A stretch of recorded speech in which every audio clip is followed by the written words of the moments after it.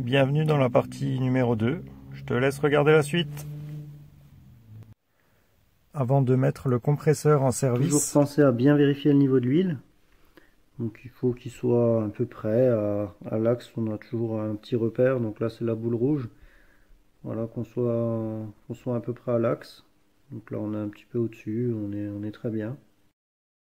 Alors le compresseur est à sa place. Je l'ai écarté un maximum de l'atelier pour éviter le bruit. Je compte l'insonoriser, mais provisoirement il sera comme ça, il sera loin, ce sera bien. J'aurai une commande à distance. Ici j'ai mon entrée du circuit pneumatique, donc c'est très bien. Donc j'ai bloqué les roulettes, c'est parfait. Alors j'ai rencontré un petit souci. J'ai fait un petit essai en fait en tournant manuellement la poulie pour faire monter en pression la tête de compression.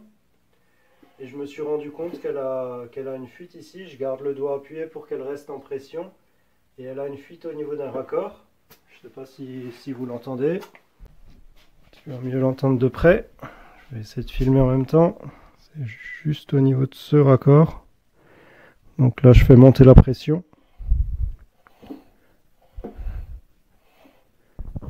Je ne sais pas si vous pouvez l'entendre.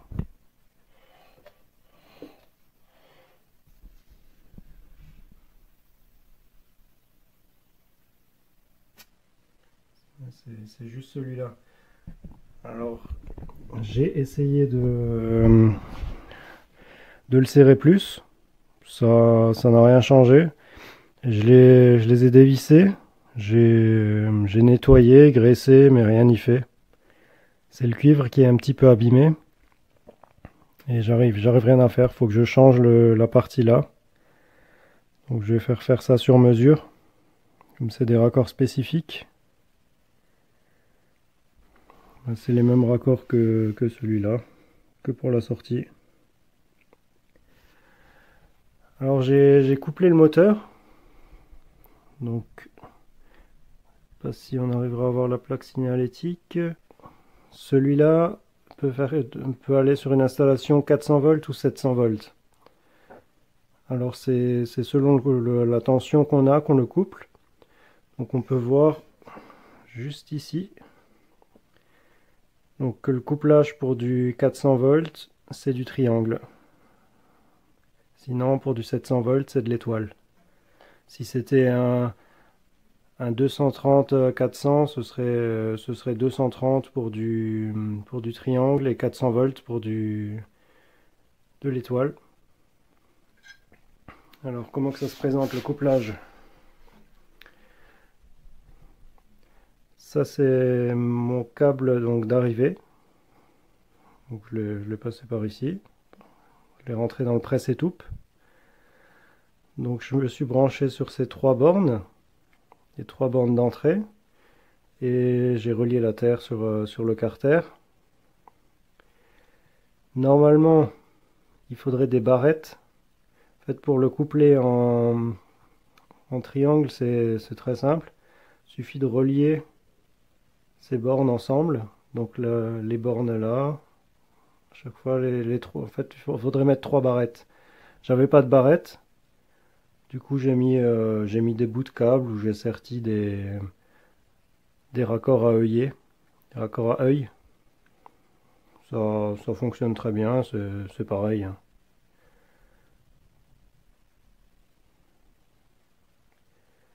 Si c'était un couplage en étoile, il aurait fallu relier ces trois bornes là ensemble.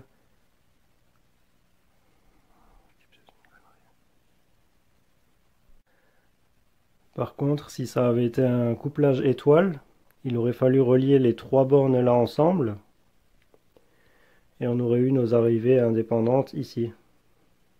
Donc il n'y aurait pas eu ce bout de câble là, les barrettes auraient été ici. Je vous mets une petite image pour représenter les différents couplages, ce sera plus parlant.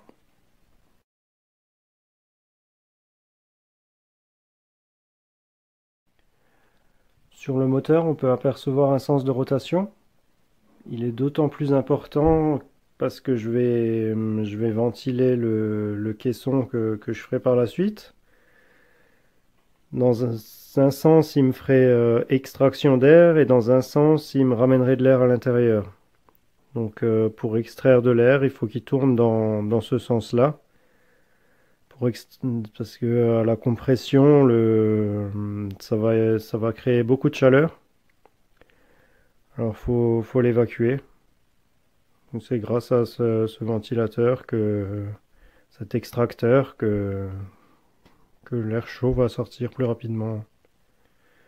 Et c'est grâce à ça que ça va respirer hein, là-dedans. Alors maintenant je suis presque prêt. Je suis relié électriquement. La seule chose qui me manque c'est mes raccords ici.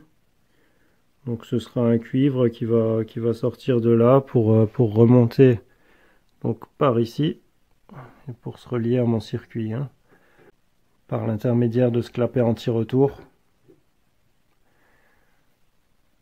Ça ira directement dans mon circuit pneumatique.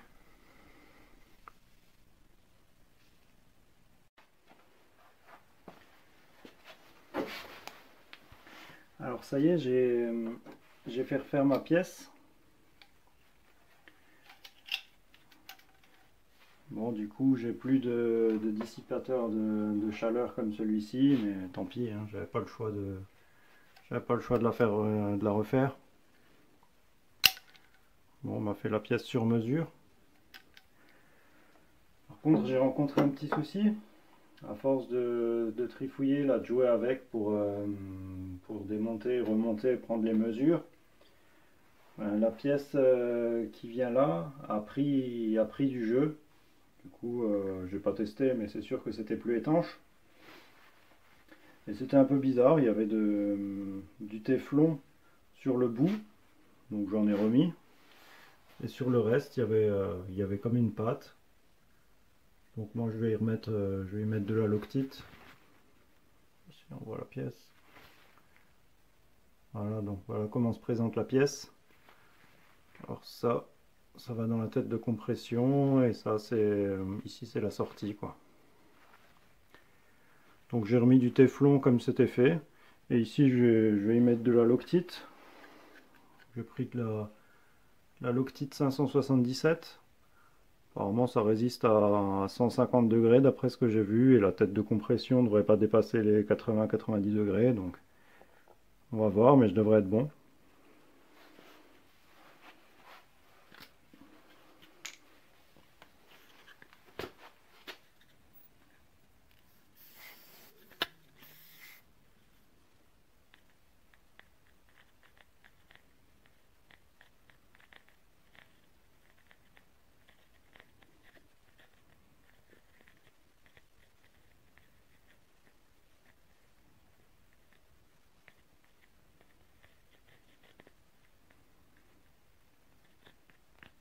Bon, l'important c'est pas vraiment de mettre une grosse dose mais bien faire le tour. Je vais pas en mettre trop sur le bout du filet pour pas qu'il y en ait qui rentrent dans la tête de compression.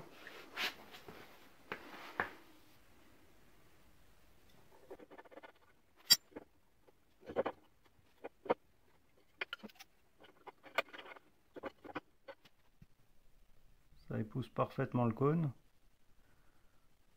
Il ne reste plus qu'à serrer et ça devrait être bon.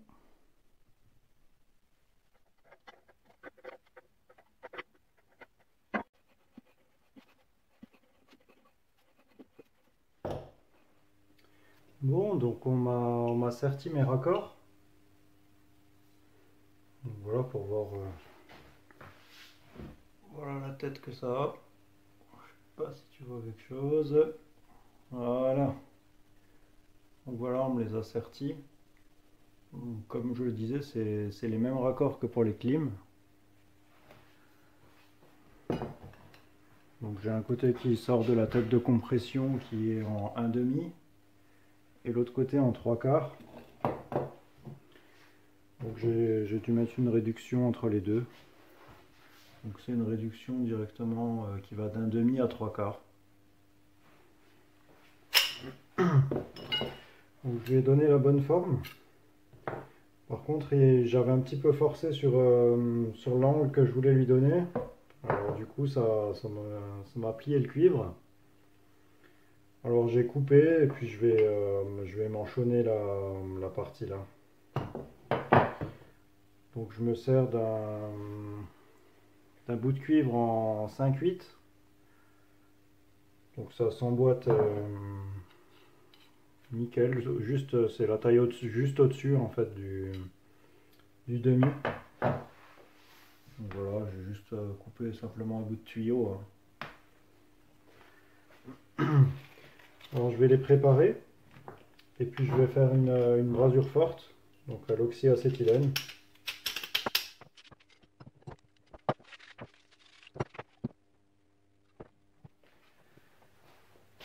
Bon, c'était un peu compliqué pour faire la mise en place.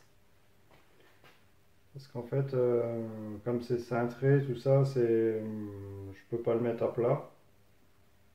Et je peux pas le mettre à l'envers non plus. Parce qu'en fait, c'est un manchon fabriqué, donc sans buter. Alors je pouvais pas les mettre les uns sur les autres. En le chauffant, le manchon aurait glissé et puis ça aurait rien donné. Donc là, je me le suis calé, j'espère que ça va tenir. Alors je vais souder ça, enfin braser ça à l'oxyacétylène. Je vais montrer ça.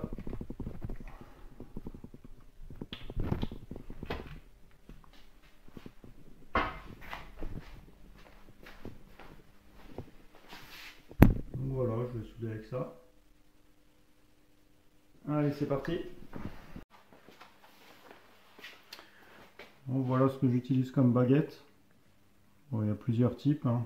Je te mettrai un lien en description. Pour le décapant, j'utilise du Castolin, même marque que les baguettes. Ça va très bien. Parti.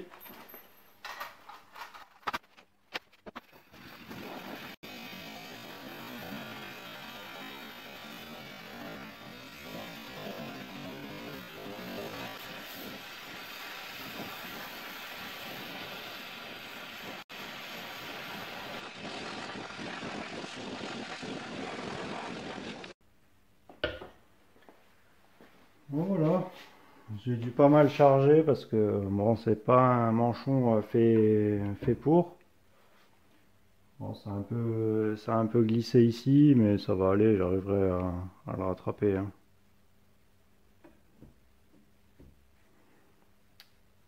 Voilà.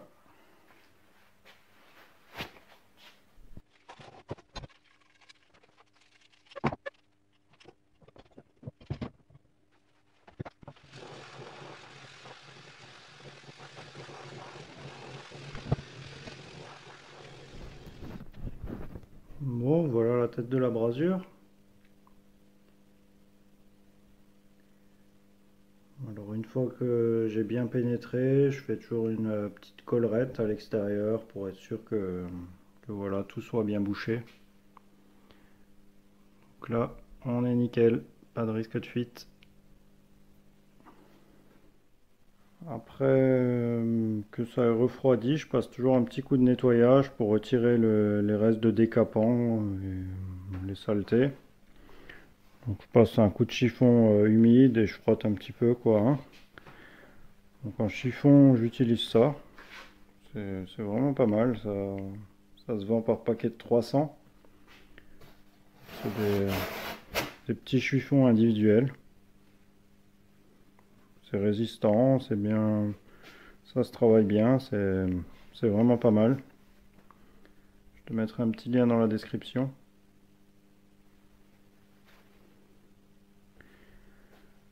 Je vais pouvoir mettre ça en place et on va voir ce que ça donne. Ça y est, j'ai terminé. Le compresseur est en place et j'ai tout raccordé. Je te fais voir ça. Voilà le compresseur. Donc bon, j'avais déjà montré le raccord que j'ai remplacé. Et là, c'est celui que j'ai brasé.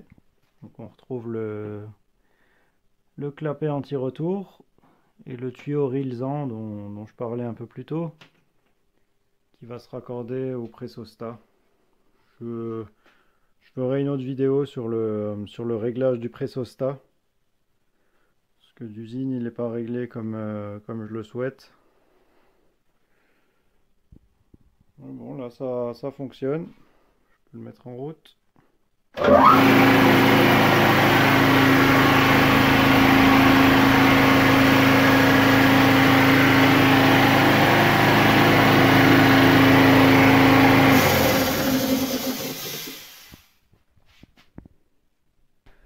Bon, bah, si ça t'a plu, n'hésite pas à mettre un pouce bleu et à t'abonner. À bientôt!